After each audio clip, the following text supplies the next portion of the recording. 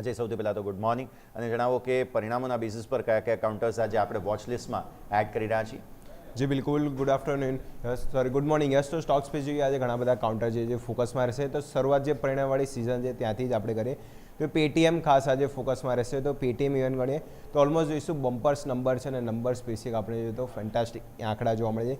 આવક ઓલમોસ્ટ 2264 કરોડ હતી, 8.1% આજુબાજુ વધારો છે. 2448 કરોડ.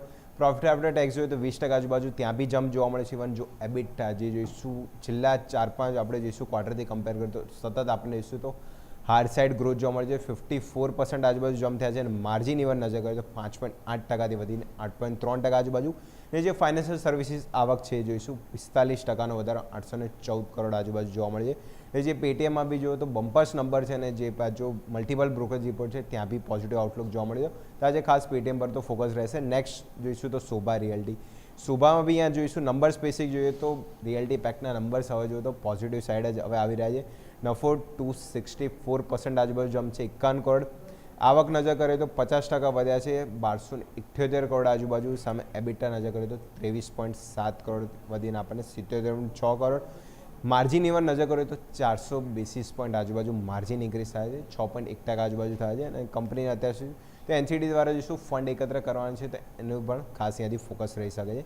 નેક્સ્ટ ઇવન જો નંબર સ્પેસિફિક તો હવે કેશની કંપનીમાં જઈશું કેનેરા HSBC. યા ન્યૂ પ્રીમિયમ કાં તો નેટ પ્રીમિયમ કલેક્શન જોઈએ બંનેમાં જોઈશું ડબલ ડિજિટ ગ્રોથ છે, 24% આજુબાજુ જમ્પ થાય છે.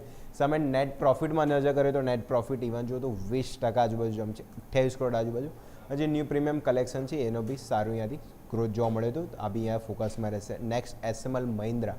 અહીંયા ખાસ નંબર નજર કરો તો ફોકસ અહીંયા રહેશે કે થોડા વીક સાઇડ નંબર છે. આવક નો ડાઉટ 13% વધી છે, બાકી બધા પેરામીટર જો તો નેગેટિવ સાઇડ જ નંબર છે. પ્રોફિટ આફ્ટર ટેક્સ 5% ઘટ્યા છે. ઇવન એબિટા નજર કરીએ તો 5% આજુબાજુ ઘટ્યા છે અને માર્જિન બી ઇવન નજર કરીએ તો 200 બેસિસ પોઈન્ટ આજુબાજુ માર્જિન પણ ડિક્લાઇન થતા જોવા મળે છે. તો SML મહિન્દ્રા બી જો તો આજે શું વીક નંબર ઉપર ખાસ અહીંયાથી રિએક્શન રહેશે. રેલિસ ઇન્ડિયા અહીંયા ખાસ તમે ફોકસ કરો તો અહીંયા જે પણ નંબર છે કે છેલ્લા 2-3 ક્વાર્ટરથી કમ્પેર કરો યર ઓન યર ખાસ કરીને તો અહીંયા આંકડા ખાસ જોઈએ તો પોઝિટિવ સાઇડ જોવા મળે છે. નફો 31% આજુબાજુ જમ્પ છે, 125 કરોડ આજુબાજુ. એબિટા 23.3% વધ્યા છે, 185 કરોડ. અને સામે માર્જિન ઇવન નજર કરીએ તો 15.7%થી વધીને 18.1%. એક વખત રેલિસ ઇન્ડિયા આપી દો આપણે સ્ક્રીન પર. અહીંયા બી જો નંબર સ્પેસિફિક જે છે અહીંયા આઉટલુક આપણને પોઝિટિવ જોવા મળે છે. સામે બ્લુસ્ટોન જ્વેલરીના બી જો ખાસ આપણે ટાઇટન કલ્યાણ જ્વેલર્સ ત્યાં અપડેટ જોયા તો બ્લુસ્ટોન જ્વેલરી અહીંયા ખાસ રિઝલ્ટ જોવો તો રિઝલ્ટ બમ્પર સાઇડ અહીંયા નંબર છે.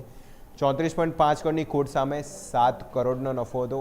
આવક 50% આજુબાજુ વધી છે. સામે એબિટા નજર કરો તો 94% આજુબાજુ ગ્રોથ થાય છે. અને માર્જિન બી ઓન જોઈએ તો Q&Q કમ્પેર કરીએ માર્જિનમાં બી તો 300 બેસિસ પોઈન્ટથી વધારે આપણને જોઈશું માર્જિન ઇન્ક્રીઝ થતા જોવા મળે છે.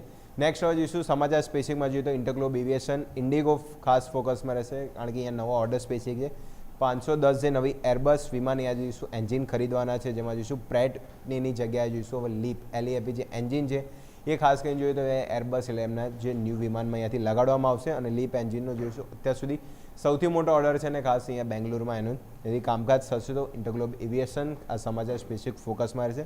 સામે ફાર્માપેક તો ફોકસમાં છે તો લુપિન બી ફોકસમાં રહેશે. જે કાવેરી ફાર્માસ્યુટિકલ છે ત્યાં જો 82.2% આજુબાજુ સ્ટેક ખરીદ્યો છે, જેમાં ઓર્ગેનિક ફાર્માકોન છે. લાયસન્સ અહીંયાથી મેળવવામાં આવશે અને જે ક્લિનિકલ ટેસ્ટ દ્વારા જોઈશું તો ખાસ અહીંયાથી કામકાજ થશે અને વધારાનું ફંડિંગ અહીંયા જોઈશું ખાસ એના પર અહીંયા ફોકસ રહેશે. તો જે સ્ટેક એમણે એક્વાયર કર્યો છે એના લીધે લુપિન પણ અહીંયાથી ફોકસમાં રહી શકે છે. નેક્સ્ટ ઓવરઓલ જોઈશું તો બીજી બે જે ન્યૂ લિસ્ટેડ કંપની છે ખાસ એના જો રિઝલ્ટ છે તેમાં જોઈશું CMPDI.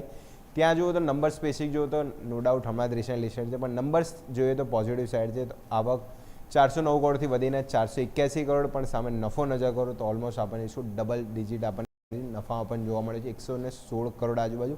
અને એડવિટ જ્વેલર્સ જે હાલની લિસ્ટિંગ કંપની છે એના પછી જો ફર્સ્ટ રિઝલ્ટ એમણે પેશ કરે છે. પણ અહીંયા બી જો જ્વેલરી કંપનીના જે રિઝલ્ટની આપણે વાત કરીએ કે ફોકસ અહીંયા પોઝિટિવ સાઇડ છે. આવક 125 કરોડથી વધીને 167 કરોડ આજુબાજુ છે. અને સામે નફો નજર કરો તો 25 કરોડથી વધીને ઇવન 35 કરોડ આજુબાજુ. અને સામે માર્જિન બી એમના જો તો આ પહેલું ક્વાર્ટરથી પણ માર્જિનમાં આપણે સારું અહીંયાથી જોયું તો એમને સુધારો કરતો જોવા મળે છે. તો એડવિટ જ્વેલર્સ જે નવી હાલની બે લિસ્ટેડ કંપનીના પર નંબર સાથે ખાસ ફોકસમાં રહેશે. તો નંબર સ્પેસિફિક જો ઘણી બધી કંપનીના રિઝલ્ટ છે આજે બી જો તો ઘણી F&Oની કંપનીના રિઝલ્ટ પર ફોકસ રહેવાનું છે. ક્રૂડ રેટે સ્ટોરી હાઇલાઇટ થઈ છે. સાથે જો નિફ્ટીની કંપની ઇન્ટરગ્લોબ એવિએશન બી ફોકસમાં રહેશે અને ખાસ આજે ફોકસ પેટીએમ જે નંબર જોવા મળે છે તો નંબર બાદ ખાસ રિએક્શન બી આજે જોવા મળશે. યસ. ઓકે, તો આ બધા જ સ્ટોક્સ છે કે જેને ધ્યાન પર રાખીશું. આભાર જે આપનો અમારા સાથે જોડાવા માટે.